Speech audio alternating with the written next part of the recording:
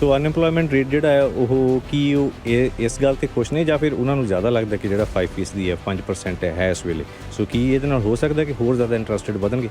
ਅਤੇ ਜਦੋਂ ਫਿਰ ਜਿਸ ਹੁਣ ਇਨਫਲੇਸ਼ਨ ਦੇ ਚੱਲਦੇ ਜਿਹੜੀ ਪ੍ਰਾਈਸਿਸ ਹੈ ਸਾਡੀਆਂ, ਅਸੀਂ ਹਰ ਖੇਤਰ ਦੇ ਵਿੱਚ ਅਸੀਂ ਪ੍ਰਾਈਸਿਸ ਜਿਹੜੀਆਂ ਚੀਜ਼ਾਂ ਦਾ ਵਧਿਆ ਹੋਇਆ ਵੇਖ ਰਹੇ ਹਾਂ, ਮਹਿਸੂਸ ਕਰ ਰਹੇ ਹਾਂ ਅਸੀਂ, ਠੀਕ ਹੈ। ਸਾਡੀਆਂ ਇੰਟਰਸਟ ਰੇਟ ਦੇ ਮੇਰੇ ਖਿਆਲ ਵਧਣ ਦੇ ਨਾਲ ਤਾਂ ਡੈਫੀਨੇਟਲੀ ਹੋਇਆ, ਪਰ ਜਦੋਂ ਕੱਲ੍ਹ ਨੂੰ ਚਲੋ ਫਿਊਚਰ ਦੇ ਵਿੱਚ ਭਵਿੱਖ ਦੇ 2% ਤਾਂ ਅਨਅਚੀਵੇਬਲ ਲੱਗ ਰਿਹਾ, ਪਰ ਫਿਰ ਜਿੰਨਾ ਵੀ ਪਰਸੈਂਟ ਇਹ ਡਿੱਗਦੀ ਹੈ, ਜੇ ਚਲੋ 4% 'ਤੇ ਵੀ ਸਾਡੀ ਇਨਫਲੇਸ਼ਨ ਆਉਂਦੀ ਹੈ, ਤੁਹਾਡੇ ਹਿਸਾਬ ਦੇ ਨਾਲ ਕੀ ਜਿਹੜੀਆਂ ਚੀਜ਼ਾਂ ਦੀ ਕੀਮਤਾਂ ਵਧੀਆਂ ਹੋਈਆਂ ਦੁਬਾਰਾ ਘਟਣਗੀਆਂ? ਅਮਰੀਕਾ ਜਿਹੜਾ ਹੈ ਮੈਨੂੰ ਲੱਗਦਾ ਜੀ ਸ਼ਾਇਦ ਇਸ ਸਾਲ ਹਲੇ ਵੀ 2 ਜਾਂ 3 ਵਾਰੀ ਇੰਟਰਸਟ 25 ਬੇਸਿਸ ਪੁਆਇੰਟ ਇੰਕਰੀਮੈਂਟ ਕਰੇਗਾ। ਠੀਕ ਹੈ। ਜੇਕਰ ਉਹ ਕਰਦਾ ਆ ਤੇ ਸਾਡਾ ਡਾਲਰ ਜਿਹੜਾ ਹੈ ਇੱਥੇ ਹੀ 74-75 ਸੈਂਟ ਦੇ ਕਰੀਬ ਰਹੇਗਾ।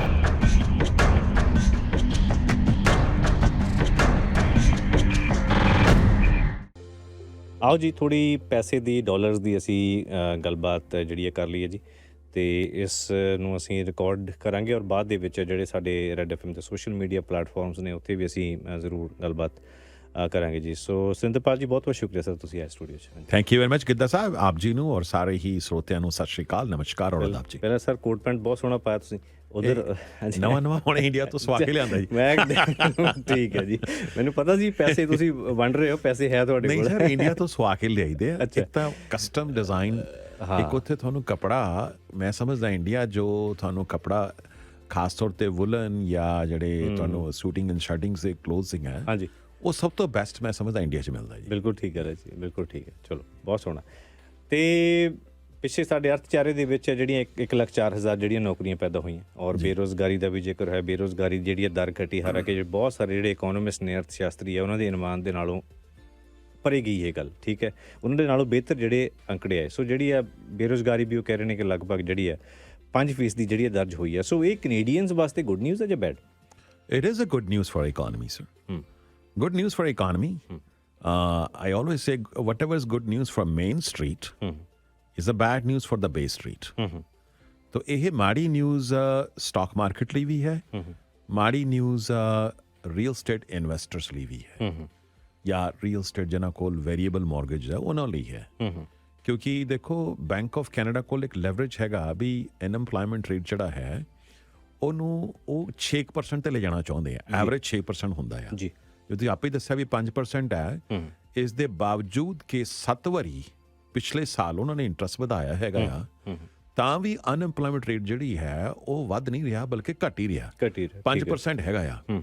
ਔਰ ਇਹ ਜਿਹੜਾ ਹੈ ਅਨੁਮਾਨ ਇਹ ਸੀਗਾ ਵੀ ਜਿਹੜੀ ਤੁਸੀਂ ਦੱਸਿਆ ਵੀ 1,04,000 ਜੌਬਸ ਕ੍ਰੀਏਟ ਹੋਈਆਂ ਲਾਸਟ ਮੰਥ, ਐਕਸਪੈਕਟਡ ਸੀ ਓਨਲੀ 5,000 ਜੌਬਸ, ਤੇ 5,000 ਕਿੱਥੇ ਤੋਂ 20 ਗੁਣਾ ਜ਼ਿਆਦਾ 1,04,000 ਜੌਬਸ ਜਿਹੜੀਆਂ ਕ੍ਰੀਏਟ ਹੋਈਆਂ।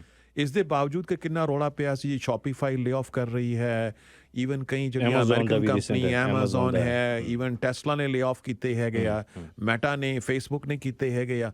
ਇਸ ਦੇ ਬਾਵਜੂਦ, ਕਿੰਨੀ ਸਾਰੇ ਲੇ ਆਫ ਦੇ ਬਾਵਜੂਦ, ਮਤਲਬ ਜੌਬਸ ਜਿਹੜੀ ਹੈ ਰੋਬਸਟ ਗਰੋਥ ਹੈਗੀ ਆ, ਤੇ ਇਹ ਚੰਗੀ ਗੱਲ ਹੈ ਇਕੋਨਮੀ ਲਈ। ਲੇਕਿਨ ਜਿਸ ਤਰ੍ਹਾਂ ਤੁਹਾਨੂੰ ਦੱਸਿਆ ਵੀ ਮਾੜੀ ਨਿਊਜ਼ ਸਟਾਕ ਮਾਰਕੀਟ ਲਈ ਐਂਡ ਰੀਅਲ ਸਟੇਟ ਲਈ ਸਰ। ਅਤੇ ਦੂਜੇ ਪਾਸੇ ਆਪਣੀ ਗੱਲ ਚੱਲੀ ਸੀ, ਆਪਾਂ ਲਾਸਟ ਟਾਈਮ ਵੀ ਜਦੋਂ ਇੱਥੇ ਬੈਠੇ ਸੀਗੇ, ਵੀ ਖਾਸ ਤੌਰ 'ਤੇ ਜਿਸ ਵੇਲੇ ਆਪਾਂ ਗੱਲ ਕਰ ਰਹੇ ਸੀ ਇੰਟਰਸਟ ਰੇਟ ਹਾਈਕ ਦਾ ਜ਼ਿਕਰ ਕਰ ਰਹੇ ਸੀ, ਇਨਫਲੇਸ਼ਨ ਨੂੰ ਕੰਟਰੋਲ ਕਰਨ ਦੇ ਵਿੱਚ ਉਹ ਕਹਿ ਰਹੇ ਕਿ ਜਿਹੜੀ ਹੈ ਸਾਨੂੰ ਇੰਟਰਸਟ ਰੇਟ ਜਿਹੜੇ ਹਾਈਕਾਂ ਦੀ ਬਹੁਤ ਜ਼ਰੂਰਤ ਹੈ। ਅਤੇ ਉਹਦੇ ਵਿੱਚ ਇੱਕ ਚੀਜ਼ ਵੀ ਆਪਾਂ ਗੱਲ ਕੀਤੀ ਸੀ ਇੱਥੇ ਕਿ ਵੀ ਉਹ ਰੋਕਣਾ ਚਾਹੁੰਦੇ ਆ ਕਿ ਜਿਹੜੇ ਇੰਪਲੋਇਮੈਂਟ ਨੂੰ, ਵੀ ਲੋਕਾਂ ਨੂੰ ਹਾਇਰ ਕਰਨ ਦੇ ਉੱਤੇ ਜਾਂ ਕਿਸ ਤਰ੍ਹਾਂ ਹੋਏਗਾ। ਸੋ ਇਹਦੇ ਨਾਲ ਮਤਲਬ ਇਹ ਅਸੀਂ ਹੋਰ ਐਕਸਪੈਕਟ ਕਰੀਏ ਕਿ ਉਹਨਾਂ ਵਾਸਤੇ ਤਾਂ ਇਹ ਗੱਲ ਜਿਹੜੀ ਆ ਇੰਟਰਸਟ ਰੇਟ ਜਿਹੜਾ ਸਾਨੂੰ ਹੋਰ ਜਿਹੜਾ ਵਧਣਾ ਫੇਸ ਹੋ ਸਕਦਾ ਇਸ ਹਿਸਾਬ ਦੇ ਨਾਲ, ਕਿਉਂਕਿ ਉਹ ਤਾਂ ਇੰਪਲੋਇਮੈਂਟ ਨੂੰ ਰੋਕਣਾ ਚਾਹੁੰਦੇ ਸੀ। ਇੰਪਲੋਇਮੈਂਟ ਨੂੰ ਨਹੀਂ ਰੋਕਣਾ ਚਾਹੁੰਦੇ ਕਿਤੇ ਸਾਹਿਬ, ਵੇਜ ਇਨਫਲੇਸ਼ਨ ਨੂੰ ਰੋਕਣਾ ਚਾਹੁੰਦੇ ਆ। ਅੱਛਾ, ਵੇਜ ਇਨਫਲੇਸ਼ਨ ਜਿਹੜੀ ਹੈ ਇਹ 5.1% ਹੈਗੀ ਆ, ਔਰ ਇਹ ਜਿਹੜੀ ਵੇਜ ਇਨਫਲੇਸ਼ਨ ਹੈ ਪਿਛਲੇ 7 ਮਹੀਨਿਆਂ ਤੋਂ ਲਗਾਤਾਰ ਮੋਰ ਦੈਨ 5% ਹੈਗੀ ਆ। ਤੇ ਜਿਹੜੇ ਵੇਜਸ ਸਾਡੇ ਵੱਧ ਰਹੇ ਨੇ, ਹਾਂ ਜਿਹੜੇ ਵੇਜਸ ਵੱਧ ਰਹੇ, ਠੀਕ ਹੈ। ਲੇਕਿਨ ਜਿਹੜੀ ਜਨਰਲ ਇਨਫਲੇਸ਼ਨ ਹੈ, ਹਾਲੇ ਦਸੰਬਰ ਦੇ ਆંકੜੇ ਨਹੀਂ ਆਏ, ਨਵੰਬਰ ਦੇ ਆંકੜੇ 6.8% ਹੈ। ਰਾਹਤ ਦੀ ਗੱਲ ਇਹ ਹੈ ਵੀ ਇਹ ਜਿਹੜੀ ਜਨਰਲ ਇਨਫਲੇਸ਼ਨ ਤੋਂ ਘੱਟ ਆ, ਵੀ ਉਹ 6.8 ਹੈ ਤੇ 5.1 ਹੈਗੀ ਆ। ਲੇਕਿਨ ਪਿਛਲੇ 7 ਮਹੀਨੇ ਤੋਂ ਲਗਾਤਾਰ 5% ਤੋਂ ਵੱਧ ਆਉਣੀ, ਇਹ ਵੀ ਕੋਈ ਚੰਗੀ ਗੱਲ ਨਹੀਂ ਹੈਗੀ ਆ। So that's why they want ਕਿ ਥੋੜ੍ਹੀ ਜਿਹੀ ਜਿਹੜੀ ਲੇ ਆਫ ਹੋਣ, ਅਨਐਮਪਲੋਇਮੈਂਟ ਰੇਟ ਜਿਹੜਾ ਹੈ ਉਹ ਵਧੇ, ਤੇ ਇਹਦੇ ਨਾਲ ਜਿਹੜਾ ਹੈ ਕਿ ਇੰਪਲਾਇਰ ਕੋਲ ਲੈਵਰੇਜ ਹੋਏਗਾ ਕਿ ਉਹ ਜਿਹੜਾ ਹੈ ਆਪਣੇ ਜਿਹੜੇ ਵੇਜਸ ਨੂੰ ਜਿਹੜਾ ਉਹ ਜ਼ਿਆਦਾ ਬੈਟਰ ਬਾਰਗੇਨ ਕਰ ਸਕੇਗਾ ਸਰ। ਸੋ ਅਨਐਮਪਲੋਇਮੈਂਟ ਰੇਟ ਜਿਹੜਾ ਹੈ ਉਹ ਕੀ ਉਹ ਇਸ ਗੱਲ ਤੇ ਖੁਸ਼ ਨੇ ਜਾਂ ਫਿਰ ਉਹਨਾਂ ਨੂੰ ਜ਼ਿਆਦਾ ਲੱਗਦਾ ਕਿ ਜਿਹੜਾ 5% ਦੀ ਹੈ 5% ਹੈ ਇਸ ਵੇਲੇ, ਸੋ ਕੀ ਇਹਦੇ ਨਾਲ ਹੋ ਸਕਦਾ ਕਿ ਹੋਰ ਜ਼ਿਆਦਾ interested ਵਧਣਗੇ? Interest, there is a more than 75% chances. ਅੱਛਾ, ਆ 25 ਤਰੀਕ ਨੂੰ ਜਿਹੜੀ bank of Canada the meeting ਹੈ, ਹਾਂਜੀ, ਮਤਲਬ ਆਈ ਵੁੱਡ ਸੇ 75 to 90% ਪ੍ਰੋਬੇਬਿਲਿਟੀ ਹੈ ਕਿ 25 ਬੇਸਿਸ ਪੁਆਇੰਟ ਇੰਟਰਸਟ ਵਧੇਗਾ ਸਰ। ਠੀਕ ਹੈ। ਉਹ ਪੁਰਾਣੇ ਜਿਸ ਤਰ੍ਹਾਂ 50 ਬੇਸਿਸ ਹਾਈਕ ਹੁੰਦੇ ਸੀ ਉਹ ਨਹੀਂ ਹੈਗੇ ਆ, ਲੇਕਿਨ ਹੁਣ ਕੁਝ ਤੇ ਕਹਿ ਸਕਦੇ ਹਾਂ ਲੋਕਾਂ ਨੂੰ ਵੀ ਇੱਕ ਆਦਤ ਪੈ ਗਈ ਆ, ਜਦੋਂ 50 ਬੇਸਿਸ ਪੁਆਇੰਟ ਵੱਧਦੇ ਸੀ ਹੁਣ 25 ਵਧਣਗੇ। ਪਲੱਸ ਜਿਹੜਾ ਹੈ ਪੀਪਲ ਆਰ ਮੈਂਟਲੀ ਪ੍ਰੀਪੇਅਰਡ ਨਾਓ ਥੋੜਾ ਬਹੁਤ ਅੱਗੇ ਨਾਲੋਂ, ਬਈ ਚਲੋ ਕੋਈ ਗੱਲ ਨਹੀਂ। And this is at the last stage, ਬਈ ਜਨਵਰੀ ਮੈਕਸਿਮਮ ਮਾਰਚ ਇਹ ਜਿਹੜਾ ਇੰਟਰਸਟ ਵਧਣ ਦੀ ਜਿਹੜੀ ਤੁਸੀਂ ਗੱਲ ਕਰ ਸਕਦੇ ਆ, ਉਸ ਤੋਂ ਬਾਅਦ ਇਸ ਤੇ ਠੱਲ ਪਏਗੀ। ਅੱਛਾ, ਔਰ ਹੋ ਸਕਦਾ ਹੈ 3rd ਕੁਆਰਟਰ ਦੇ ਅੰਦਰ bank of Canada will start reducing interest rates. ਅੱਛਾ, ਜੇਕਰ ਇਹ ਉਹਨਾਂ ਦੇ ਇਨਫਲੇਸ਼ਨ ਦੇ ਆંકੜੇ ਜਿਹੜੇ ਡਾਟਾ ਹੈ ਉਹਨਾਂ ਦੇ ਮੁਤਾਬਿਕ ਆਉਂਦੇ ਆ।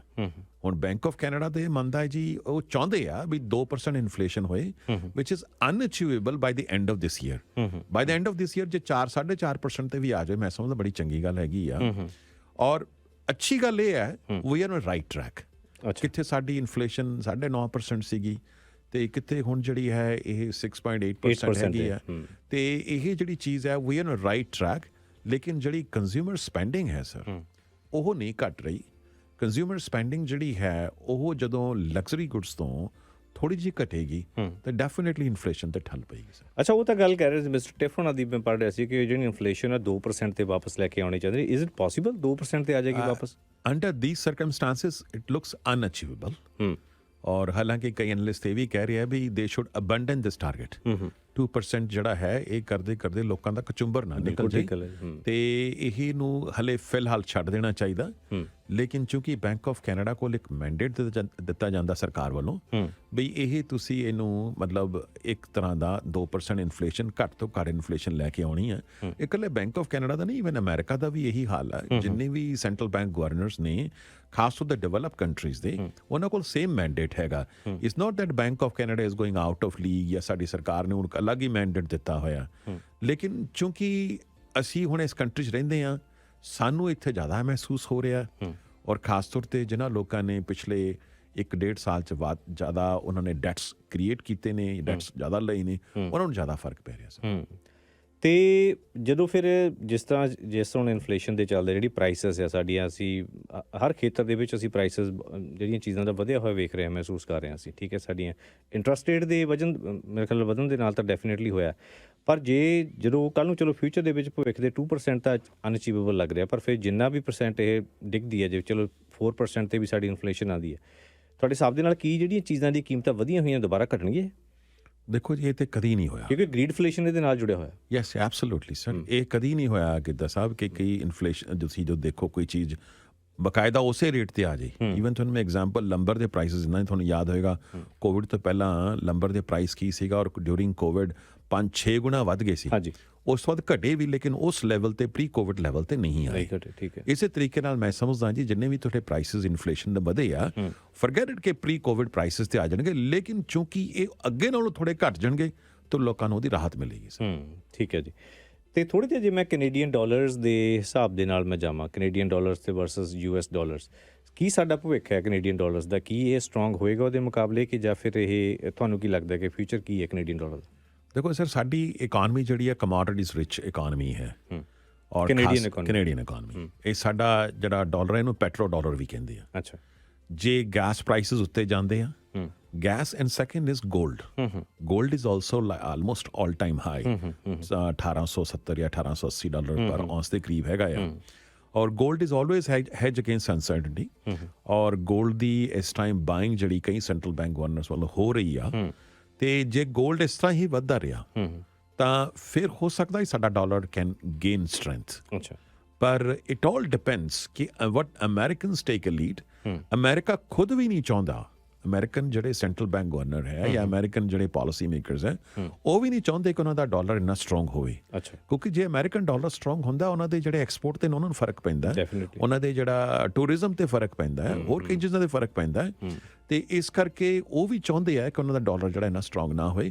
ਇਟ ਆਲ ਡਿਪੈਂਡਸ ਕਿ ਹੁਣ ਜਿਹੜੇ ਜਰੋਮ ਪਾਵਲ ਜਿਹੜੇ ਆ ਹਾਲਾਂ ਅੱਜ ਵੀ ਉਹਨਾਂ ਦੀ ਇੱਕ ਸਟੇਟਮੈਂਟ ਸੀਗੀ ਕਿ ਉਹਨਾਂ ਨੂੰ ਸ਼ਾਇਦ ਉਹਨਾਂ ਨੂੰ ਇਸ ਕੋਲੋਂ ਪੁਸ਼ ਕੀਤਾ ਗਿਆ he should give a statement regarding ਕਿ ਜਿਹੜਾ ਹੈ ਜੀ ਗ੍ਰੀਨ ਰੈਵੋਲੂਸ਼ਨ ਬਾਰੇ ਗ੍ਰੀਨ ਐਨਰਜੀ ਬਾਰੇ ਤਾਂ ਉਹਨਾਂ ਨੇ ਕਿਹਾ ਵੀ ਇਹ ਸਾਡਾ ਇਹ ਦਾਇਰਾ ਨਹੀਂ ਹੈ ਸਾਡਾ ਦਾਇਰਾ ਕੁਝ ਹੋਰ ਹੈ so I think they are very well focused on containing the inflation or it all depends we all are related to American interest rates America ਜਿਹੜਾ ਹੈ ਮੈਨੂੰ ਲੱਗਦਾ ਜੀ ਸ਼ਾਇਦ ਇਸ ਸਾਲ ਹਲੇ ਵੀ 2 ਜਾਂ 3 ਵਾਰੀ ਇੰਟਰਸਟ 25 ਬੇਸਿਸ ਪੁਆਇੰਟ ਇੰਕਰੀਮੈਂਟ ਕਰੇਗਾ ਜੇਕਰ ਉਹ ਕਰਦਾ ਆ ਤੇ ਸਾਡਾ ਡਾਲਰ ਜਿਹੜਾ ਹੈ ਇੱਥੇ ਹੀ 74-75 ਸੈਂਟ ਦੇ ਕਰੀਬ ਰਹੇਗਾ ਅੱਛਾ ਜਦੋਂ ਐਜ਼ ਅ ਲੇ ਮੈਂ ਜਦੋਂ ਸਪੋਜ਼ ਹੈ ਮੈਂ ਵਿਜ਼ਿਟ ਕਰਨਾ US ਨੂੰ ਵਿਜ਼ਿਟ ਕਰ ਰਿਹਾ ਕੋਈ ਸਾਡਾ ਜਿਹੜਾ ਸਾਊਥ ਆਫ ਦਾ ਬਾਰਡਰ ਹੈ ਸ਼ਾਪਿੰਗ ਵਾਸਤੇ ਬੜਾ ਪ੍ਰੈਫਰਡ ਪਲੇਸ ਲਈਏ ਪਹਿਲਾਂ ਤੋਂ ਅੱਜ ਜੇ ਹੁਣ ਆਈ ਡੋਨਟ ਨੋ ਕਿ ਲੋਕ ਕਿਵੇਂ ਸੋਚਦੇ ਨੇ ਤੇ ਸਾਡੇ ਵਾਸਤੇ ਉਹ ਚੀਜ਼ ਜੇ ਸਾਡਾ ਡਾਲਰ ਵੀਕ ਹੁੰਦਾ ਤਾਂ ਮੇਰੇ ਵਾਸਤੇ ਚੀਜ਼ਾਂ ਮਹਿੰਗੀਆਂ ਪੈਂਦੀਆਂ ਜਿਵੇਂ ਤੁਸੀਂ ਕਹਿ ਰਹੇ ਹੋ ਵੀ ਉਹ ਚਾਹੁੰਦੇ ਵੀ ਨਹੀਂ ਹੈਗੇ ਵੀ ਕੀ ਕੈਨੇਡਾ ਵਾਸਤੇ ਕਿੰਨਾ ਕੁ ਡਾਲਰ ਜਿਹੜਾ ਮਤਲਬ ਹੈਲਦੀ ਹੁੰਦਾ ਰੇਟ ਕਿ ਜਿਹੜਾ ਇਹਨਾਂ ਵਾਸਤੇ ਰਵੇ ਕਿ ਜਾਂ ਫਿਰ ਕਿਉਂਕਿ ਹੁਣ ਇਸ ਵੇਲੇ ਇਹਨਾਂ ਨੂੰ ਟ੍ਰੇਡ ਕਰਨਾ ਵੀ ਤਾਂ ਮਹਿੰਗਾ ਪੈਂਦਾ ਹੋਏਗਾ ਸੋ ਜੇ ਐਟਲੀਸਟ ਜੇ ਉਹਨਾਂ ਦਾ ਸਾਡਾ ਡਾਲਰ ਥੱਲੇ ਆਇਆ ਉਹਨਾਂ ਦਾ ਉੱਪਰ ਗਿਆ ਤੇ ਸਾਨੂੰ ਕੋਮੋਡਿਟੀਜ਼ ਜਿਹੜੀਆਂ ਮਹਿੰਗੀਆਂ ਪੈ ਰਹੀਆਂ ਸੋ ਅਲਟੀਮੇਟਲੀ ਬਰਡਨ ਸਾਡੇ ਉੱਤੇ ਆ ਰਿਹਾ ਸੋ ਕਿੰਨਾ ਕੁ ਜਿਹੜਾ ਹੈਲਦੀ ਹੁੰਦਾ ਪਈ ਜਿਹਦੇ ਵਿੱਚ ਬਹੁਤਾ ਲੋਕਾਂ ਦੇ ਉੱਤੇ ਬਰਡਨ ਨਾ ਪਵੇ it is all relative term sir as of now ਜੇ ਤੁਸੀਂ ਮੈਨੂੰ ਪੁੱਛਦੇ ਆ ਆਈ ਥਿੰਕ ਜਿਹੜੀ ਸਾਡੀ ਡਾਲਰ ਦੀ realistic value it should be almost 80 cents ਅੱਛਾ it is subdued as of now okay ਤੇ ਸੋ ਮਤਲਬ ਥੱਲੇ ਥੋੜਾ ਸੀ ਹਾਂ ਹਲੇ ਥੱਲੇ ਆ ਇਹਦੀ ਜਿਹੜੀ ਰੀਅਲਿਸਟਿਕ ਵੈਲਿਊ ਹੈ ਇਹ 80-82 ਸੈਂਟ ਦੇ ਕਰੀਬ ਹੋਣਾ ਚਾਹੀਦਾ ਜਿਹੜਾ ਕਿ ਹੁਣ 74 ਔਰ 75 ਦੇ ਵਿਚਕਾਰ ਹੋਵਰ ਕਰਦਾ ਅੱਛਾ ਠੀਕ ਹੈ ਸੋ ਜੇ ਆਪਾਂ ਜਾਈਏ ਥੋੜ੍ਹਾ ਜਿਹਾ ਸਿੰਧੂਪਾਲ ਜੀ ਆਇਲ ਸੈਕਟਰ ਵੱਲ ਨੂੰ ਕਿ ਖਾਸ ਤੌਰ 'ਤੇ ਭਵਿੱਖ ਕੀ ਲੱਗਦਾ ਕਿ ਪਿੱਛੇ ਜੇ ਮੈਂ ਰਿਪੋਰਟ ਪੜ੍ਹ ਰਿਹਾ ਸੀਗਾ ਦਸੰਬਰ ਦੇ ਵਿੱਚ ਜਿਵੇਂ ਪਿੱਛੇ ਜੇ ਥੋੜ੍ਹੀ ਜਿਹੜੇ ਸਾਡੇ ਗੈਸ ਪ੍ਰਾਈਸਿਸ ਥੋੜ੍ਹੇ ਥੱਲੇ ਨੂੰ ਵੀ ਆਏ ਸੀਗੇ ਉਸ ਤੋਂ ਬਾਅਦ ਦੇ ਵਿੱਚ ਬਹੁਤ ਸਾਰੇ ਜਿਹੜੇ ਐਕਸਪਰਟ ਨੇ ਇਹ ਵੀ ਕਿਹਾ ਕਿ ਉਹਨਾਂ ਨੇ ਜਿਹੜੀ ਇੰਡੀਆ ਦੀ ਪਾਪੂਲੇਸ਼ਨ ਦਾ ਹਵਾਲਾ ਦਿੱਤਾ ਕਿ ਗਲੋਬਲੀ ਜਿਹੜੀ ਡਿਮਾਂਡ ਬਹੁਤ ਜ਼ਿਆਦਾ ਹੈ ਦੂਸਰੇ ਪਾਸੇ ਚਾਈਨਾ ਦੇ ਵਿੱਚ ਦੁਬਾਰਾ ਕੋਵਿਡ ਰਿਸਟ੍ਰਿਕਸ਼ਨਸ ਆਉਣ ਦੇ ਨਾਲ ਉਹਨਾਂ ਨੇ ਕਿਹਾ ਵੀ ਉਹ ਦੁਬਾਰਾ ਜਿਹੜੀਆਂ ਹਟੀਆਂ ਲੋਕ ਉਹਨਾਂ ਦੀ ਇਕਨੋਮੀ ਫੇਰ ਦੁਬਾਰਾ ਤੁਰ ਪਈ ਹੈ ਹੁਣ ਜਿਹੜੀ ਚਾਈਨਾ ਤੇ ਜਿਹੜਾ ਇੰਡੀਆ ਆ ਪਾਪੂਲੇਸ਼ਨ ਵਾਈਜ਼ ਇੱਕ ਬਿਗ ਡਿਮਾਂਡ ਹੈ ਗਲੋਬਲੀ ਜਿਹੜੀ ਆਇਲ ਵਾਸਤੇ ਕੀ ਉਹਨਾਂ ਮੁਲਕਾਂ ਦੀ ਕੰਜ਼ੰਪਸ਼ਨ ਹੈ ਸਾਡੀ ਜੇਬ 'ਤੇ ਅਸਰ ਪਾ ਸਕਦੀ ਦੇਖੋ ਸਰ ਆਇਲ ਦੇ ਅੰਦਰ ਬੜੀ ਵੱਡੀ ਪੋਲਿਟਿਕਸ ਇਨਵੋਲਵਡ ਹੈ ਜਿਸ ਤਰ੍ਹਾਂ ਤੁਸੀਂ ਦੇਖਿਆ ਹੋਣਾ ਕਿ ਖਾਸ ਤੌਰ 'ਤੇ ਇੰਡੀਆ ਪਿਛਲੇ 6 to 8 months ਜਦੋਂ ਤੋਂ ਰਿਸਟ੍ਰਿਕਸ਼ਨਸ ਲੱਗੀਆਂ ਨੇ ਰਸ਼ੀਅਨ ਆਇਲ 'ਤੇ India is a big buyer of Russian oil ਠੀਕ ਗੱਲ ਹੈ ਔਰ ਇਸ ਚੀਜ਼ ਨੂੰ ਜਿਹੜਾ ਇਹ ਚਾਹੁੰਦੇ ਆ ਵੀ ਰਸ਼ੀਆ ਨੂੰ ਝਟਕਾ ਲੱਗੇ ਉਹ ਇਹਨਾਂ ਨੂੰ ਫਿਰ ਜਿਹੜਾ ਹੈ ਆਪਣੇ ਆਬਜੈਕਟਿਵਸ ਅਚੀਵ ਨਹੀਂ ਹੁੰਦੇ ਠੀਕ ਹੈ ਲੇਕਿਨ ਇੰਡੀਆ ਦਾ ਕਹਿਣਾ ਵੀ ਜਿੱਥੋਂ ਉਹਨੂੰ ਸਸਤਾ ਮਿਲੇਗਾ ਲਏਗਾ ਔਰ ਤੁਸੀਂ ਦੇਖੋ ਹੈਰਾਨੀ ਵਾਲੀ ਗੱਲ ਹੈ ਇੰਡੀਆ ਯੂਰਪ ਜਿਹੜਾ ਹੈ ਆਇਲ ਰਸ਼ੀਆ ਤੋਂ ਨਹੀਂ ਲੈਂਦਾ ਜਿਹੜਾ ਪਹਿਲਾਂ ਲੈਂਦਾ ਸੀਗਾ ਹੁਣ ਉਹ ਕੀ ਕਰਦੇ ਆ ਕਿ ਇੰਡੀਆ ਲੈਂਦਾ ਆਇਲ ਰਸ਼ੀਆ ਤੋਂ ਉਹਨੂੰ ਰਿਫਾਈਨ ਕਰਕੇ ਯੂਰਪ ਨੂੰ ਵੇਚਦਾ ਅੱਛਾ ਬਈ ਤੁਸੀਂ ਲੈ ਤਾਂ ਉਹੀ ਰਸ਼ੀਅਨ ਆਇਲ ਰਹੇ ਹੈ ਬਈ ਸਿੱਧਾ ਹੀ ਲੈ ਲਓ ਲੇਕਿਨ ਇਹ 'ਚ ਇੰਡੀਆ ਜਿਹੜਾ ਹੈ ਇਹ ਫਾਇਦਾ ਚੱਕ ਰਿਹਾ ਸੀਗਾ ਤੇ ਇਹ ਪਿਛਲੇ ਇੱਕ ਆਈ ਥਿੰਕ ਫਿਊ ਵੀਕਸ ਬਿਫੋਰ ਦੇ ਪੁੱਟ ਰਿਸਟ੍ਰਿਕਸ਼ਨਸ ਕਿ ਇੱਕ ਪ੍ਰਾਈਸ ਟੈਗ ਲਗਾ ਦਿੱਤਾ ਗਿਆ ਕਿ ਇੰਡੀਆ $60 ਪਰ ਬੈਰਲ ਤੋਂ ਵੱਧ ਨਹੀਂ ਪੇ ਕਰੇਗਾ ਉਹਨੂੰ ਅੱਛਾ ਜਿਹੜਾ ਵੀ ਕੋਈ ਕੰਟਰੀ ਰਸ਼ੀਆ ਤੋਂ ਲਏਗਾ ਦਿਸ ਇਜ਼ ਵਟ ਦੇ ਲੇਟੈਸਟ ਇਜ਼ ਕਿ ਉਹਨਾਂ ਨੇ ਰਿਸਟ੍ਰਿਕਸ਼ਨ ਲਗਾਈ ਆ ਬਈ $60 ਪਰ ਬੈਰਲ ਤੋਂ ਵੱਧ ਨਹੀਂ ਤੁਸੀਂ ਲੈ ਸਕਦੇ so India will have to honour these world ਜਿੰਨੇ ਵੀ ਫਾਰਮ 'ਤੇ ਇਹ ਡਿਸੀਜ਼ਨ ਲਏ ਜਾਂਦੇ ਨੇ ਤੇ ਇਹਦੇ ਨਾਲ ਇੰਡੀਆ ਨੂੰ ਡੈਫੀਨਿਟਲੀ ਇਫੈਕਟ ਪਏਗਾ ਲੇਕਿਨ Indian economy will also do pretty good this year. Indian economy is expected to grow at 7%. ਔਰ ਚਾਈਨਾ ਵੀ ਜਿਹੜਾ ਹੈ ਹੁਣ ਕੋਵਿਡ ਕਰਕੇ ਜਦੋਂ ਹਾਲਾਤ ਖੁੱਲ ਜਾਣਗੇ so Chinese economy will also grow with leaps and bounds so definitely ਨਾ ਡਿਮਾਂਡ ਜਿਹੜੀ ਹੈ ਵਧੇਗੀ ਅਨਲੈਸ ਤੁਸੀਂ ਇਹ ਜਿਹੜੇ ਰਸ਼ੀਅਨ ਆਇਲਸ ਤੇ ਰਿਸਟ੍ਰਿਕਸ਼ਨ ਨਹੀਂ ਹਟਾਉਂਦੇ ਆਇਲ ਦਾ ਰੇਟ ਜਿਹੜਾ ਹੈ ਇਸ ਤਰ੍ਹਾਂ ਹੀ $75-80 ਪਰ ਬੈਰਲ ਰਹੇਗਾ ਸੋ ਸਾਨੂੰ ਭਵਿੱਖ ਦੇ ਵਿੱਚ ਹੋਰ ਜ਼ਿਆਦਾ ਸਾਡੀ ਪਾਕਟ ਤੇ ਮਤਲਬ ਪਿੰਚ ਹੋ ਸਕਦਾ ਆਇਲ ਦੇ ਹਿਸਾਬ ਦੇ ਨਾਲ ਮਤਲਬ ਗੈਸ ਪ੍ਰਾਈਸਿਸ ਦੇ ਹਿਸਾਬ ਦੇ ਨਾਲ Yes, sir, this is, as I said to you, this is a lot of international politics. ਠੀਕ ਹੈ ਇੱਕ ਦੂਸਰੇ ਨਾਲ ਜੁੜੀ ਹੋਈ ਆ ਹੁਣ ਇਹ ਜਿਹੜੀ ਕੋਸ਼ਿਸ਼ ਕਰ ਰਿਹਾ ਕਿ ਇਹ ਜਿਹੜੀਆਂ ਰਿਸਟ੍ਰਿਕਸ਼ਨਸ ਇਹਨਾਂ ਨੇ ਈਰਾਨ ਦੇ ਆਇਲ ਤੇ ਲਾਈਆਂ ਸੀ ਉਹਨੂੰ ਹਟਾ ਦੇਣ ਤਾਂ ਕਿ Iran is also biggest second or third largest producer of oil ਤੇ ਆਇਲ ਦਾ ਜੇ ਈਰਾਨ ਦੇ ਆਇਲ ਤੇ ਰਿਸਟ੍ਰਿਕਸ਼ਨ ਹਟਾ ਦਿੰਦੇ ਹੈ ਤੇ ਫਿਰ ਉਹਦੇ ਨਾਲ ਜਿਹੜੀ ਹੈ ਕਾਫੀ ਤੁਸੀਂ ਕਹਿੰਦੇ ਸਪਲਾਈ ਜਿਹੜੀ ਹੈ ਇੰਟਰਨੈਸ਼ਨਲ ਮਾਰਕੀਟ 'ਚ ਹੋ ਜਾਏਗੀ ਬਾਕੀ depends how the situation ਅਨਫੋਲਡਸ in next 3 to 6 months ਠੀਕ ਹੈ ਜੀ ਬਿਲਕੁਲ ਸਿੰਧਪਾਲ ਜੀ ਥੋੜ੍ਹਾ ਜਿਹਾ ਦੱਸੋ ਵੀ ਹੁਣ ਆਮ ਕੈਨੇਡੀਅਨ ਜਿਹੜਾ ਇਸ ਸਿਚੁਏਸ਼ਨ ਦੇ ਵਿੱਚ ਕੀ ਕਰੇ 2023 ਸਾਨੂੰ ਪਤਾ ਰੋਲਰ ਕੋਸਟਰ ਹੈ ਰੋਲਰ ਕੋਸਟਰ ਦਾ ਵੀ ਚਲੋ ਪਤਾ ਹੁੰਦਾ ਉੱਪਰ ਥੱਲੇ ਜਾਏਗਾ ਸਾਨੂੰ ਪਤਾ ਹੈ ਤਾਂ ਕੰਮ ਉੱਪਰ ਹੀ ਰਹਿਣਾ ਮੁਸ਼ਕਿਲ ਹੈ ਸੋ ਆਮ ਜਿਹੜਾ ਕੈਨੇਡੀਅਨ ਹੁਣ ਕੀ ਕਰੇ ਦੇਖੋ ਸਰ ਜਿਸ ਤਰ੍ਹਾਂ ਤੁਸੀਂ ਕਿਹਾ ਵੀ it will be a challenging year 2023 ਸਭ ਤੋਂ ਪਹਿਲੀ ਗੱਲ ਇਹ ਹੈ ਕਿ I think forget about paying off the debts. ਜੇ ਤੁਸੀਂ ਆਪਣੇ ਡੈਟ ਨੂੰ ਸਰਵਿਸ ਹੀ ਕਰਦੇ ਰਹੋ ਸਹੀ ਟਾਈਮ ਸਿਰ, ਅੱਛਾ, that itself is a big achievement. ਕਿਉਂਕਿ ਆਮ ਆਦਮੀ ਨੇ ਜਿਹੜੇ ਲੋਨ ਕਰਜ਼ੇ ਚੱਕੇ ਹੋਏ ਆ, ਮੋਸਟਲੀ ਮੈਂ ਦੇਖਦਾ ਸਾਡੇ ਭਾਈਚਾਰੇ 'ਚ ਵੇਰੀਏਬਲ ਮੌਰਗੇਜ ਚੱਕੀ ਹੋਈ ਹੈ। So it is a tough decision now ਕਿ ਤੁਸੀਂ ਉਹਨੂੰ ਕਿਸ ਤਰ੍ਹਾਂ ਸਰਵਿਸ ਕਰਦੇ ਹੋ, ਨੰਬਰ 1।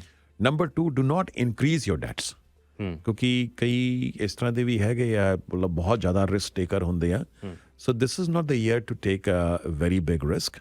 ਥਰਡ ਜਿਹੜਾ ਹੈ, ਆਪਣੇ ਜਿਹੜੇ ਤੁਸੀਂ ਲਗਜ਼ਰੀ ਐਕਸਪੈਂਸਿਸ ਨੇ, ਜਿਵੇਂ ਕੋਈ ਲਗਜ਼ਰੀ ਕੋਈ ਹੁੰਦੀ ਹੈ, ਕਈ ਵੈਕੇਸ਼ਨਸ ਹੈ ਜਾਂ ਕੁਝ ਹੋਰ ਹੈ, ਕੋਈ ਲਗਜ਼ਰੀ ਗੁੱਡਸ ਹੈਗੀਆਂ। ਇਨਫੈਕਟ ਜਨਵਰੀ 1 ਤੋਂ ਲਗਜ਼ਰੀ ਟੈਕਸ ਵੀ ਲੱਗਣਾ ਸ਼ੁਰੂ ਹੋ ਗਿਆ। $1 ਲੱਖ ਤੋਂ ਉੱਤੇ ਜੇ ਕੋਈ ਤੁਸੀਂ ਆਈਟਮ ਲੈਣੀ ਆ, ਉੱਤੇ 10% ਟੈਕਸ ਹੈਗਾ ਆ। ਅੱਛਾ, ਹਾਂਜੀ, ਆ ਜਨਵਰੀ 1 ਤੋਂ ਸ਼ੁਰੂ ਹੋਇਆ ਸਰ। ਇਹਦੇ ਬਾਰੇ ਦੱਸਿਓ ਮੈਨੂੰ, ਬਾਅਦ ਚ ਦੱਸਿਓ, ਪਹਿਲਾਂ ਤੁਸੀਂ ਗੱਲ ਪੂਰੀ ਕਰ ਲਓ। ਹਾਂਜੀ ਹਾਂ, ਠੀਕ ਹੈ। ਵੈਲ, ਇਹ ਗੋਰਿਆਂ ਲਈ ਸਰ ਜਿਹੜੇ ਵੱਡੀ ਬੋਟਸ ਲੈਂਦੇ ਆ, ਯਾਸ਼ਟ ਲੈਂਦੇ ਆ। ਅੱਛਾ, ਠੀਕ ਹੈ। ਈਵਨ ਜੇ ਤੁਸੀਂ ਦੇਖੋ ਮੈਂ ਈਵਨ ਜੇ ਤੁਸੀਂ ਇਲੈਕਟ੍ਰਿਕ ਵਹੀਕਲ ਵੀ ਲਾਉਂਗੇ, ਜਿਹੜਾ ਮਾਡਲ ਮੇਰੇ ਖਿਆਲ ਦਾ X ਹੈਗਾ ਆ। ਹਾਂਜੀ ਹਾਂਜੀ, ਤੇ which is like sort of SUV। ਹਾਂਜੀ ਹਾਂਜੀ, ਉਹ ਮੇਰੇ ਖਿਆਲ 160 165 ਦੀ ਹੈਗੀ ਆ। ਠੀਕ ਹੈ। ਤੇ ਉਹਦੇ ਤੇ ਤੁਹਾਨੂੰ ਤੁਸੀਂ ਦੇਖ ਲਓ ਬਈ, ਜਾਂ ਤਾਂ 10% ਪੂਰੇ ਤੇ ਦਿਓ, ਅੱਛਾ, ਜਾਂ ਤੁਸੀਂ 1 ਲੱਖ ਤੋਂ ਉੱਤੇ ਜਿੰਨੀ ਹੈਗੀ ਆ ਉਹਦੇ ਤੇ 20% ਦਿਓ, ਤੇ ਤੁਹਾਨੂੰ $12,000 ਤੋਂ $16,000 ਜਿਹੜਾ ਹੈ ਉਹ ਲਗਜ਼ਰੀ ਟੈਕਸ ਵੀ ਲੱਗਣ ਵਾਲਾ। ਬਈ ਇਦਾਂ ਦੀ ਆਈਟਮ ਨਾ ਲਓ ਜਿਹਦੇ ਤੇ ਲਗਜ਼ਰੀ ਟੈਕਸ ਲੱਗਣ ਵਾਲੇ ਹੈਗੇ ਆ। ਤੇ ਫਿਲਹਾਲ ਜਿਹੜੇ ਹੈ ਤੁਸੀਂ ਆਪਣਾ ਇਹ ਕਿਸੇ ਤਰੀਕੇ ਨਾਲ ਸਾਲ ਗੁਜ਼ਾਰ ਲਓ। ਔਰ ਖਾਸ ਤੌਰ ਤੇ ਕਈ ਚੀਜ਼ਾਂ, ਜਿਵੇਂ ਤੁਸੀਂ ਚੀਜ਼ਾਂ ਲੈਂਦੇ ਆ, ਕਈ ਬ੍ਰਾਂਡਡ ਚੀਜ਼ਾਂ ਜਿਹੜੀਆਂ ਹੁੰਦੀਆਂ, ਉਹਦੀ ਕਾਸਟ ਮਹਿੰਗੀ ਹੁੰਦੀ ਹੈ, ਜੈਨਰਿਕ ਚੀਜ਼ਾਂ ਦੀ ਕਾਸਟ ਘੱਟ ਹੁੰਦੀ ਹੈ। ਤੇ you can also save the cost there. ਥੋੜੀ ਦੇਰ ਪਹਿਲਾਂ ਹੁਣੇ ਮੈਡੀਕਲ ਪ੍ਰੋਫੈਸ਼ਨ ਦੀ ਗੱਲ ਕਰ ਰਹੀ ਸੀ। ਆਈ ਕਮ ਫਰਮ ਫਾਰਮਾਸਿਊਟੀਕਲ ਬੈਕਗਰਾਊਂਡ। ਠੀਕ ਹੈ ਜੀ। ਤੇ ਫਾਰਮਾਸਿਊਟੀਕਲ ਦੇ ਅੰਦਰ ਵੀ ਜਿਵੇਂ ਤੁਸੀਂ ਲੈ ਲਓ, ਟਾਈਲੈਨੋਲ ਹੈ। Tylenol is ਐਸਿਟਾਮਾਈਨੋਫਿਨ।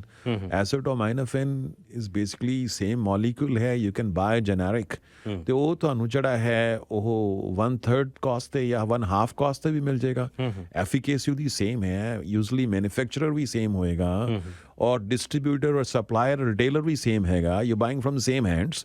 So just having a brand name, ਤੇ ਉਹ ਜਿਹੜਾ ਤੁਸੀਂ ਲੱਗੇ ਵੀ ਮੈਂ ਆਹ ਚੀਜ਼ ਲੈ ਰਿਹਾ, so it doesn't make a huge difference. So ਇਹ ਚੀਜ਼ਾਂ ਤੁਸੀਂ ਆਪਣੇ ਜਿਹੜੇ ਖਿਆਲ ਰੱਖੋ, ਤੇ ਤੁਹਾਡੇ ਖਰਚੇ ਘੱਟ ਸਕਦੇ। ਬਿਲਕੁਲ। ਤੇ ਜਿਹੜੀ ਸਪਲਾਈ ਚੇਨ ਕਿਵੇਂ ਪਰਫਾਰਮ ਕਰ ਰਹੀ ਹੈ ਜੀ ਇਸ ਵੇਲੇ Canadian supply chain? Supply chain sir ਕੁਝ ਹੱਦ ਤੱਕ ਤੇ ਬਹਾਲ ਹੋ ਰਹੀ ਹੈ। ਅੱਛਾ। ਦੇਖੋ, ਕਈ ਚੀਜ਼ਾਂ ਜਿਹੜੀਆਂ ਹੈ ਚਾਈਨਾ ਤੋਂ ਜਿਹੜੀਆਂ ਆਉਣੀਆਂ ਸੀ, ਉਹ ਹਲੇ ਵੀ ਡਿਸਟਰਪਸ਼ਨ ਹੈਗੀ ਹੈ। ਠੀਕ ਹੈ। ਕਿਉਂਕਿ ਚਾਈਨਾ ਨੇ ਕਈ ਪੋਰਟਸ ਬੰਦ ਕੀਤੇ ਹੋਏ ਸੀ, ਚਾਈਨਾ ਦੀ ਕੋਵਿਡ ਰਿਸਟ੍ਰਿਕਸ਼ਨ ਸੀਗੀਆਂ। ਤੇ ਹੁਣ ਜਿਹੜਾ ਹੈ ਚਾਈਨਾ ਵੀ ਜਿਹੜਾ ਹੈ ਇਸ ਫੀਲਿੰਗ ਦਾ ਹੀਟ, ਕਿਉਂਕਿ ਸਲੋਲੀ ਇਹ ਪੂਰੇ ਵਰਲਡ ਨੂੰ ਵੀ ਸਮਝ ਆ ਗਿਆ ਬਈ ਤੁਸੀਂ ਇੱਕੋ ਜਗ੍ਹਾ ਤੇ ਮੈਨੂਫੈਕਚਰਿੰਗ ਬੇਸ ਨਹੀਂ ਰੱਖਣਾ ਸਾਰਾ। ਹਾਲਾਂਕਿ ਇਸ ਚੀਜ਼ ਦਾ ਮੈਂ ਸਮਝਦਾ ਇੰਡੀਆ ਕਾਫੀ ਫਾਇਦਾ ਲੈ ਸਕਦਾ ਸੀ ਪਿਛਲੇ 3 ਤੋਂ 5 ਸਾਲ ਦੇ ਅੰਦਰ, ਜਦੋਂ ਖਾਸ ਤੌਰ ਤੇ ਟਰੰਪ ਸਾਹਿਬ ਦੀ ਸਰਕਾਰ ਸੀਗੀ। He was totally anti China, but lekin that time the government of India failed in achieving those objectives, ਜਾਂ ਉਹਨਾਂ ਨੇ ਸੋਚਿਆ ਵੀ ਨਹੀਂ, ਕਿਉਂਕਿ ਧਿਆਨ ਕਿਸੇ ਹੋਰ ਹੀ ਪਾਸੇ ਲੱਗਿਆ ਹੋਇਆ। ਸੋ ਜੇ ਇਸ ਪਾਸੇ ਧਿਆਨ ਲੱਗਿਆ ਹੁੰਦਾ, ਹੁਣ ਵੀ ਤੁਸੀਂ ਦੇਖੋ ਹੋਰ ਵੀ ਕਈ ਛੋਟੇ ਕੰਟਰੀਜ਼ ਨੇ, Laos, Vietnam, Philippines, they are Bangladesh, look at the Bangladesh, ਜਿੰਨਾ ਹੁਣ ਤੁਸੀਂ ਕੱਪੜੇ ਦੀ ਗੱਲ ਕਰ ਸੀ, ਟੈਕਸਟਾਈਲ ਬਿਜ਼ਨਸ ਜਿੰਨਾ ਬੰਗਲਾਦੇਸ਼ 'ਚ ਹੈ, Indian companies have move to Bangladesh. ਤੇ ਜੇ ਬੰਗਲਾਦੇਸ਼ ਵਰਗਾ ਕੰਟਰੀ ਕਰ ਸਕਦਾ, ਵਾਈ ਨਾਟ ਇੰਡੀਆ, ਪਾਕਿਸਤਾਨ, ਇਹੋ ਜਿਹੇ ਕੰਟਰੀ ਕਰ ਸਕਦੇ ਆ। ਲੇਕਿਨ ਧਿਆਨ ਜਿਹੜੇ ਹੈ ਪੋਲੀਟੀਸ਼ੀਅਨ ਦੇ ਕਿਤੇ ਹੋਰ ਹੀ ਹੈ ਸਰ। ਅੱਛਾ, ਪਿੱਛੇ ਜੇ ਆਈ ਡੋਨਟ ਨੋ ਤੁਹਾਡੇ, ਹੁਣ ਮੈਨੂੰ ਪਤਾ ਨਹੀਂ ਤੁਹਾਡੇ ਇਸ ਪ੍ਰੋਫੈਸ਼ਨ ਦੇ ਨਾਲ ਜੁੜਿਆ ਸਵਾਲ ਹੈ ਜਾਂ ਨਹੀਂ, ਵੈਸੇ ਹੁਣ ਮੇਰੇ ਜ਼ਿਹਨ 'ਚ ਆ ਗਈ ਗੱਲ ਸਪਲਾਈ ਚੇਨ ਦੇ ਨਾਲ ਜੁੜੀ ਹੋਈ।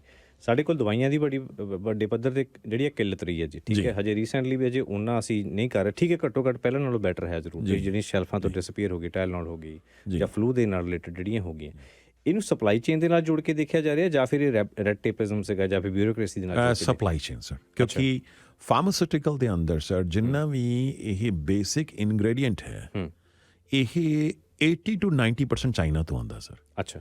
ਈਵਨ ਬਲਕ ਮੈਨੂਫੈਕਚਰਿੰਗ ਦੇ ਅੰਦਰ ਇੰਡੀਆ ਸਭ ਤੋਂ ਅੱਗੇ ਹੈ, ਲੇਕਿਨ ਬਲਕ ਮੈਨੂਫੈਕਚਰਿੰਗ ਲਈ ਜਿਹੜਾ ਬੇਸਿਕ ਰਾ ਮਟੀਰੀਅਲ ਹੈ ਉਹ ਚਾਈਨਾ ਤੋਂ ਹੀ ਬਾਏ ਕਰਦੇ। ਠੀਕ ਹੈ। ਤੇ ਜੇ ਉਹ ਪਿੱਛੋਂ ਸਪਲਾਈ ਚੇਨ ਇਫੈਕਟ ਹੋ ਗਈ, ਤੁਸੀਂ ਬਲਕ ਕਿੱਥੋਂ ਬਣਾ ਲਓਗੇ? ਤੇ ਇਸ ਤਰ੍ਹਾਂ ਹੀ ਇੱਥੇ ਸੀਗਾ, ਇਹ basically was effective because of China sir. ਪਰ ਇਹਦੇ ਵਿੱਚ ਜਿਵੇਂ ਹੁਣ ਮੈਡੀਸਨ ਦੇ ਸੈਕਟਰ ਦੇ ਵਿੱਚ ਜੇ ਦਵਾਈ ਸਪੋਜ਼ ਸਾਡੇ ਕੋਲ ਲੈਕ ਹੈ, ਘੱਟ ਹੈ, ਪਰ ਇਹਦਾ ਇਸ਼ਾਰਾ ਕਈ ਮਹੀਨੇ ਪਹਿਲਾਂ ਨਹੀਂ ਹੋ ਜਾਂਦਾ ਸਾਨੂੰ ਵੀ ਹਾਂ ਫਿਊਚਰ ਦੇ ਵਿੱਚ ਸਾਨੂੰ ਇਹ ਦੇਖਣਾ ਚਾਹੀਦਾ ਪੈ ਸਕਦਾ ਜਿਸ ਹਿਸਾਬ ਦੇ ਨਾਲ ਸਪਲਾਈ ਚੇਨ ਚੱਲ ਰਹੀ ਹੈ। ਸੋ ਕੀ ਸਾਡੀ ਜਿਹੜੀ ਗਵਰਨਮੈਂਟ ਦੀ ਨਲਾਇਕੀ ਰਹੀ ਇਹਨਾਂ ਨੇ ਫਿਰ ਇੰਨੇ ਮਹੀਨੇ ਚੁੱਪ ਕਰਕੇ ਬੈਠੇ ਰਹੇ, ਇਸ ਚੀਜ਼ ਨੂੰ ਦੇਖਿਆ ਨਹੀਂ ਇਹਨਾਂ ਨੇ? ਦੇਖੋ ਸਰ, 2-3 ਗੱਲਾਂ ਆ। ਇੱਕ ਤੇ ਬਿਕਾਜ਼ ਆਫ ਦਿਸ ਪੈਂਡੈਮਿਕ ਜਿਹੜੀਆਂ ਚੀਜ਼ਾਂ ਜਿਹੜੀ ਤੁਸੀਂ ਖਾਸ ਤੌਰ 'ਤੇ ਗੱਲ ਕਰ ਰਹੇ ਆ, ਕਫ ਐਕਸਪੈਕਟੋਰੈਂਟ, ਕਫ ਸਿਰਪ ਹੈ ਜਾਂ ਐਂਟੀਪਾਇਰੇਟਿਕ ਡਰੱਗਸ ਹੈ, ਐਂਟੀਹਿਸਟਾਮਿਨ ਡਰੱਗਸ ਹੈ, ਜਿਹੜੀਆਂ ਕਿ ਇਹਦੇ ਨਾਲ ਰਿਲੇਟਡ ਸੀਗੀਆਂ, ਉਹਨਾਂ ਡਰੱਗਸ ਦੀ ਜਿਹੜੀ ਹੈ ਤੁਸੀਂ ਦੇਖ ਰਹੇ ਆ, ਐਂਟੀਬਾਇਓਟਿਕਸ ਹੈ, ਉਹਨਾਂ ਡਰੱਗਸ ਦੀ ਜਿਹੜੀ ਹੈ ਉਹ ਕਿੱਲਤ ਹੋਈ ਹੈ। ਉਹ ਜਿਹੜੀ ਇੱਕ ਦੇਖੋ ਫਾਰਮਾਸਿਊਟੀਕਲ ਕੰਪਨੀ ਹੈ, ਕੋਈ ਵੀ ਕੰਪਨੀ ਹੈ, ਉਹ ਵੀ ਇੱਕ ਆਪਣੀ ਰੇਂਜ ਦੇਖ ਕੇ ਬਣਾਉਂਦੀ ਹੈ ਵੀ 45 ਡੇਜ਼ ਦੀ ਸਪਲਾਈ ਹੈ, 90 ਡੇਜ਼ ਦੀ ਸਪਲਾਈ ਹੈ, ਕਦੀ ਇਸ ਤਰ੍ਹਾਂ ਨਹੀਂ ਵੀ ਪੂਰੇ 1 ਸਾਲ ਦੀ ਬਣਾ ਕੇ ਰੱਖ ਲਏਗੀ। ਤੇ ਜੇ ਤੁਹਾਡੀ ਡਿਮਾਂਡ ਹੀ ਅਨਨੈਸੈਸਰੀ ਜ਼ਿਆਦਾ ਵੱਧ ਗਈ ਹੈ ਔਰ ਫਿਰ ਅਚਾਨਕ ਪਿੱਛੋਂ ਰਾ ਮਟੀਰੀਅਲ ਨਹੀਂ ਆ ਰਿਹਾ, ਤੁਸੀਂ ਹੁਣ ਮੰਨ ਲਓ ਕੋਈ ਵੀ ਦਵਾਈ ਹੈ, ਤੁਸੀਂ ਟਾਈਨੋਲੋਲ ਦੀ ਗੱਲ ਕਰ ਲਓ ਜੀ, ਟਾਈਨੋਲੋਲ ਜੇ ਬਣਾਉਣਾ ਹੈ, ਮੰਨ ਲਓ 52 ਐਲੀਮੈਂਟਸ ਹੈਗੇ ਨੇ, ਉਹ 52 ਐਲੀਮੈਂਟ ਚੋਂ ਇੱਕ ਵੀ ਐਲੀਮੈਂਟ ਨਹੀਂ ਆਇਆ ਤਾਂ ਤੁਸੀਂ ਬੈਠੇ ਹੋ ਬਸ। ਠੀਕ ਗੱਲ, ਤੁਸੀਂ ਕੁਝ ਨਹੀਂ ਕਰ ਸਕਦੇ। ਤੁਸੀਂ 51 ਐਲੀਮੈਂਟਸ ਤੁਹਾਡੇ ਕੋਲ ਪਏ ਆ, ਉਹ 52nd ਐਲੀਮੈਂਟ ਵਿਚਕਾਰ ਇੱਕ ਹੈ ਨਹੀਂ, you can't do anything, so you feel totally handicap. ਹਾਂ, ਇਹ ਚੀਜ਼ ਨੇ ਜ਼ਰੂਰ ਜਿਹੜਾ ਕਾਰਪੋਰੇਟ ਵਰਲਡ ਦੀ ਨਿਗਾਹਾਂ ਖੋਲੀਆਂ ਹੈ ਔਰ ਤੁਸੀਂ ਦੇਖੋਗੇ ਹੁਣ ਆਉਣ ਵਾਲੇ ਟਾਈਮ 'ਚ ਅਗਲੇ 3 ਤੋਂ 5 ਸਾਲ ਦੇ ਅੰਦਰ ਬਹੁਤ ਸਾਰੀ ਇੰਡਸਟਰੀ ਚਾਈਨਾ ਤੋਂ ਮੂਵ ਆਊਟ ਹੋਏਗੀ, ਖਾਸ ਤੌਰ 'ਤੇ ਵੈਸਟਰਨ ਵਰਲਡ ਦੀ ਕੰਪਨੀਜ਼, ਉਹ ਵੀ ਕਿਤੇ ਨਾ ਕਿਤੇ ਥੋੜਾ ਬੇਸ ਕਿਸੇ ਹੋਰ ਦੂਸਰੇ ਕੰਟਰੀ ਦੇ ਅੰਦਰ ਬਣਾ ਕੇ ਰੱਖਣਗੇ, ਭਾਵੇਂ ਉਹਦੀ ਲੇਬਰ ਕਾਸਟ ਵੱਧ ਹੋਵੇ, ਲੇਕਿਨ ਉਹ no one can afford now to go through what we have gone through now. ਜਿਸ ਵੇਲੇ ਇਹ ਜਿਹੜੀ ਦਵਾਈਆਂ ਦੀ ਕਿੱਲਤ ਇੱਥੇ ਆਉਣੀ ਸ਼ੁਰੂ ਹੋਈ ਤਾਂ ਉਸ ਵੇਲੇ ਬਹੁਤ ਸਾਰੀਆਂ ਡਿਬੇਟ ਚੱਲੀਆਂ, ਡਿਸਕਸ਼ਨ ਅਸੀਂ ਇੱਥੇ ਵੀ ਕੀਤੀਆਂ, ਪਰ ਉਨੀ ਪ੍ਰੋਬਲਮ ਜਿਹੜੀ US ਦੇ ਵਿੱਚ ਲੋਕਾਂ ਨੂੰ ਮਹਿਸੂਸ ਕੀਤੀ ਵੀ ਉਨੀ ਪ੍ਰੋਬਲਮ US ਦੇ ਵਿੱਚ ਨਹੀਂ ਹੈ। ਸੋ ਆਈ ਡੋਨਟ ਨੋ ਕਿ ਗਰਾਊਂਡ ਲੈਵਲ 'ਤੇ ਕੀ ਹੋਏਗਾ, ਪਰ ਬਹੁਤ ਸਾਰੇ ਲੋਕ ਨੇ ਜਿਹੜੇ ਟਰੱਕਿੰਗ ਇੰਡਸਟਰੀ ਦੇ ਵਿੱਚ ਨਹੀਂ ਜਾਂਦੇ ਨੇ, ਇਹਨਾਂ ਨੂੰ ਪਤਾ ਹੈ ਵੀ ਕਹਿੰਦੇ ਉਨੀ ਕਿੱਲਤ ਉੱਥੇ ਨਜ਼ਰ ਨਹੀਂ ਆਉਂਦੀ, ਛਾਪ 'ਤੇ ਉੱਥੇ ਦਵਾਈ ਅਵੇਲੇਬਲ ਹੈ। ਕੀ ਆਰ ਦੇ ਬੈਟਰ ਪ੍ਰੀਪੇਅਰਡ ਦੈਨ ਅਸ? ਦੇਖੋ ਸਰ, ਅਮਰੀਕਨ ਫਾਰਮਾਸਿਊਟੀਕਲ ਕੰਪਨੀਜ਼ ਜਿਹੜੀਆਂ ਨੇ, ਇਹਨਾਂ ਦਾ ਤੁਸੀਂ ਦੇਖੋ ਮੋਸਟਲੀ ਅਮਰੀਕਨ ਨੇ। ਕਿ ਤੁਸੀਂ ਕੈਨੇਡਾ ਦੀ ਕੋਈ ਦੱਸ ਦਿਓ ਫਾਰਮਾਸਿਊਟੀਕਲ ਕੰਪਨੀ, ਅਮਰੀਕਾ ਦੀ ਕੋਈ ਕੰਪਨੀ ਲੈ ਲਓ, ਮਰਕ ਹੈ, ਫਾਈਜ਼ਰ ਹੈ, ਜੌਨਸਨ ਜੌਨਸਨ ਹੈ, ਬ੍ਰਿਸਟਲ ਮਾਇਰ ਹੈ, so many companies are there in America. Canada ਦੀ ਇੱਕ ਵੀ ਕੋਈ ਫਾਰਮਾਸਿਊਟੀਕਲ ਕੰਪਨੀ ਨਹੀਂ ਹੈਗੀ, ਜੈਨਰਿਕ ਦੀ ਕੰਪਨੀਆਂ ਹੈਗੀਆਂ ਨੇ, ਇਹ ਵੀ ਦੇ ਆਲ ਡਿਪੈਂਡਸ ਔਨ ਦੀ ਪਿੱਛੋਂ ਰਾ ਮਟੀਰੀਅਲ ਆਏਗਾ ਤੇ ਬਣਾਉਣਗੇ। ਸੈਕੰਡਲੀ ਜਿਹੜਾ ਹੈ ਡਿਊਰਿੰਗ ਕੋਵਿਡ, ਇਹ ਹਰ ਇੱਕ ਕੰਟਰੀ ਨੇ, ਇਕੱਲੇ ਅਮਰੀਕਾ ਨੇ ਨਹੀਂ, ਹਰ ਇੱਕ ਕੰਟਰੀ ਨੇ ਰਿਸਟ੍ਰਿਕਸ਼ਨ ਲਗਾਤੀ ਸੀਗੀ ਵੀ ਪਹਿਲਾਂ ਸਾਡੀ ਡੋਮੈਸਟਿਕ ਡਿਮਾਂਡ ਜਿਹੜੀ ਮੀਟ ਹੋਏਗੀ ਫਿਰ ਤੁਸੀਂ ਐਕਸਪੋਰਟ ਕਰ ਸਕਦੇ ਹੋ। That's how should be actually. Well it's a debatable issue. ਤੁਸੀਂ ਹੁਣ ਜੇ ਮੰਨ ਲਓ ਕੋਈ ਆਪਣੀ ਦਵਾਈ ਕਿਸੇ ਕੰਪਨੀ ਕੋਲ, ਅਮਰੀਕਨ ਕੰਪਨੀ ਕੋਲ 2 ਸਾਲ ਪਹਿਲਾਂ ਹੀ ਬੁੱਕ ਕਰਾਈ ਹੋਈ ਆ, ਤੇ ਤੁਸੀਂ ਅੱਜ ਕਹਿ ਰਹੇ ਨਹੀਂ ਜੀ ਸਾਡੀ ਡਿਮਾਂਡ ਨਹੀਂ ਹੋਈ ਤਾਂ ਤੁਸੀਂ ਦੇਣਾ ਨਹੀਂ, that's not fair also. So in a fair world, when you're talking about fair business, but again ਜਦੋਂ ਗੱਲ ਪੈਂਡੈਮਿਕ ਦੀ ਆਉਂਦੀ ਹੈ, ਜਦੋਂ ਗੱਲ ਕੋਈ ਵਾਰ ਦੀ ਆਉਂਦੀ ਹੈ, ਫਿਰ ਪੈਟਰੀਓਟਿਜ਼ਮ ਟੇਕਸ ਓਵਰ ਦ ਬਿਜ਼ਨਸ। ਸੋ ਇਹ ਜਦੋਂ ਪਿੱਛੇ ਯਾਦ ਹੋਏਗਾ ਤੁਹਾਨੂੰ, ਅਮਰੀਕਾ ਨੇ ਵੀ ਇਹ ਰਿਸਟ੍ਰਿਕਸ਼ਨ ਲਗਾਤੀ ਜਦੋਂ ਵੈਕਸੀਨ ਸ਼ੁਰੂ ਜਦੋਂ ਆਈ ਸੀਗੀ, ਤਾਂ ਫਾਈਜ਼ਰ ਦੀ ਵੈਕਸੀਨ ਇੱਥੇ ਬਾਅਦ 'ਚ ਆਈ ਸੀਗੀ, ਪਹਿਲਾਂ ਮੋਡਰਨਾ ਦੀ ਸੀਗੀ, ਤੇ ਉਹ ਵੀ ਪਹਿਲਾਂ ਉਹਨਾਂ ਨੇ ਆਪਣੀ ਅਮਰੀਕਨ ਡਿਮਾਂਡ ਫੀਡ ਕੀਤੀ। ਔਰ ਐਸਟਰਾਜ਼ੈਨੇਕਾ ਇੰਗਲੈਂਡ ਦੀ ਜਿਹੜੀ ਸੀਗੀ, ਉਹ ਵੀ ਐਸਟਰਾਜ਼ੈਨੇਕਾ ਵਾਜ਼ ਆਲਸੋ ਮੇਡ ਬਾਈ ਸੀਰਮ ਇੰਸਟੀਚਿਊਟ, ਜਿਹੜੀ ਕਿ ਇੰਡੀਆ ਦੀ ਕੰਪਨੀ ਹੈਗੀ ਆ, ਉਹਦੇ 'ਤੇ ਵੀ ਮੋਦੀ ਗੌਰਮੈਂਟ ਨੇ ਰਿਸਟ੍ਰਿਕਸ਼ਨ ਲਗਾਤੀ ਸੀ ਵੀ ਪਹਿਲਾਂ ਸਾਨੂੰ ਇੰਨੇ ਤੁਸੀਂ ਦੇਣੇ ਆ। ਬੇਸ਼ੱਕ ਉਹਨਾਂ ਨੇ ਆਰਡਰ ਪਹਿਲਾਂ ਦਿੱਤੇ ਜਾਂ ਨਹੀਂ ਦਿੱਤੇ ਆ, ਕੈਨੇਡਾ ਨੇ ਬਹੁਤ ਪਹਿਲਾਂ ਆਰਡਰ ਦਿੱਤੇ ਹੋਏ ਸੀ। So as I said to you, ਦੇ ਅੰਦਰ ਪੈਟਰੀਓਟਿਜ਼ਮ ਜਾਂ ਜਿਹੜੀ ਉਹ ਬਾਇਸ ਇੰਟਰਸਟ ਟੇਕਸ ਓਵਰ ਔਰ ਦਾ ਕਾਰਪੋਰੇਟ ਇੰਟਰਸਟ। ਠੀਕ ਹੈ ਜੀ। ਤੇ ਸੁਰਿੰਦਰਪਾਲ ਜੀ ਬਹੁਤ ਬਹੁਤ ਸ਼ੁਕਰੀਆ। ਔਰ ਸਵਾਲ ਤਾਂ ਹੋਰ ਵੀ ਬਹੁਤ ਸਾਰੇ ਸਨ, ਮੈਂ ਚਾਹਾਂਗਾ ਤੁਸੀਂ ਇੱਕ ਵਾਰੀ ਆਪਣੀ ਦੇ ਦਿਓ ਇਨਫੋਰਮੇਸ਼ਨ, ਜੇ ਕਿਸੇ ਨੇ ਤੁਹਾਨੂੰ ਬਾਅਦ ਦੇ ਵਿੱਚ ਕੋਈ ਫਾਈਨੈਂਸ਼ੀਅਲ ਟਿਪ ਲੈਣੀ ਹੈ, ਐਡਵਾਈਸ ਲੈਣੀ ਹੈ, ਆਪਣੀ contact information. Sure giddha Sahib, there's a saying in English, the plans don't fail, but we fail to make a plan. ਹਾਂਜੀ ਠੀਕ ਹੈ। And we always procrastinate, especially Punjabi ਜਿਹੜੇ ਆ, ਉਹ ਕਹਿੰਦੇ ਕੱਲ ਨੂੰ ਦੇਖ ਲਾਂਗੇ, ਕਿਹੜਾ ਸਾਲ ਲੰਘਿਆ ਜਾਂਦਾ, ਉਹ ਸਾਲ ਇੱਦਾਂ ਕਈ ਲੰਘ ਜਾਂਦੇ ਆ। ਤੇ ਹਮੇਸ਼ਾ ਜੇ ਤੁਸੀਂ ਪਲਾਨ ਬਣਾਓ, ਔਰ ਪਲਾਨ ਕਿਸੇ ਫਾਈਨੈਂਸ਼ੀਅਲ ਇੰਡੀਪੈਂਡੈਂਟ ਐਡਵਾਈਜ਼ਰ ਨਾਲ ਬੈਠ ਕੇ ਬਣਾਓ, ਜਿਹੜਾ ਤੁਹਾਡੇ ਪਲਾਨ ਨੂੰ ਨਾ ਸਿਰਫ ਐਗਜ਼ੀਕਿਊਟ ਕਰੇ ਬਲਕਿ ਮੋਨੀਟਰ ਵੀ ਕਰੇ। ਤੁਸੀਂ ਖੁਦ ਵੀ ਐਗਜ਼ੀਕਿਊਟ ਕਰਦੇ ਆ, ਲੇਕਿਨ ਜਦ ਤੱਕ ਤੁਸੀਂ ਇਹਨੇ ਮੋਨੀਟਰ ਨਹੀਂ ਕਰਦੇ ਆ ਤਾਂ ਤੱਕ ਤੁਸੀਂ ਕੋਈ ਆਪਣਾ ਜਿਹੜਾ ਹੈ ਰਿਜ਼ਲਟ ਅਚੀਵ ਨਹੀਂ ਕਰ ਪਾਉਂਦੇ। ਤੇ ਇਹਦੇ ਲਈ ਜੇ ਤੁਸੀਂ ਸਲਾਹ ਲੈਣਾ ਚਾਹੁੰਦੇ ਦੈਨ ਗਿਵ ਮੀ ਅ ਕਾਲ। ਮੇਰਾ ਡਾਇਰੈਕਟ ਲਾਈਨ ਨੰਬਰ ਹੈ ਜੀ 416-573-4798।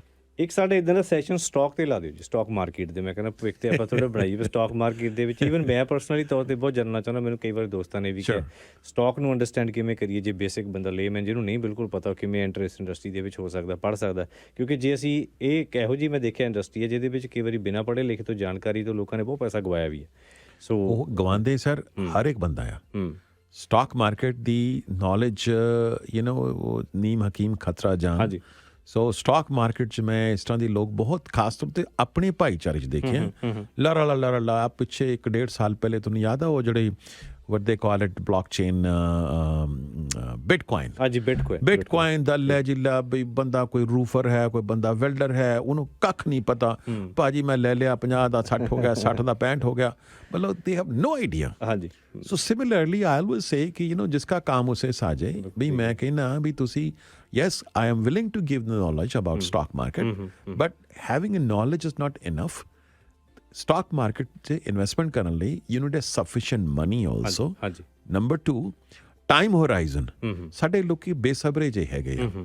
ਜੇ ਤੁਸੀਂ ਟਾਈਮ ਹੋਰਾਈਜ਼ਨ 3 to 5 ਈਅਰ ਨਹੀਂ ਹੈ, do not invest. Third is ਤੁਹਾਡੀ ਰਿਸਕ ਟੇਕਿੰਗ ਕੈਪੈਸਿਟੀ ਕਿੰਨੀ ਕੁ ਹੈ। ਹੁਣ ਸਟਾਕ ਮਾਰਕੀਟ 'ਚ ਵੀ ਹਰ ਤਰ੍ਹਾਂ ਦੇ ਸਟਾਕਸ ਹੈਗੇ ਆ। ਸਟਾਕ ਤੁਸੀਂ ਦੇਖੋ ਟੈਕਨੋਲੋਜੀ ਦੇ ਸਟਾਕ, ਹੁਣ ਟੈਸਲਾ ਦਾ ਸ਼ੇਅਰ ਦਸੰਬਰ 'ਚ 45% ਥੱਲੇ ਆ ਗਿਆ। ਠੀਕ ਹੈ ਜੀ। ਠੀਕ ਹੈ ਨਾ। ਤੇ ਟੈਸਲਾ ਹੋਈ ਪਈ ਸੀਗੀ ਤੇ ਹੁਣ ਕੀ ਹੋਇਆ ਟੈਸਲਾ ਦਾ ਜੀ।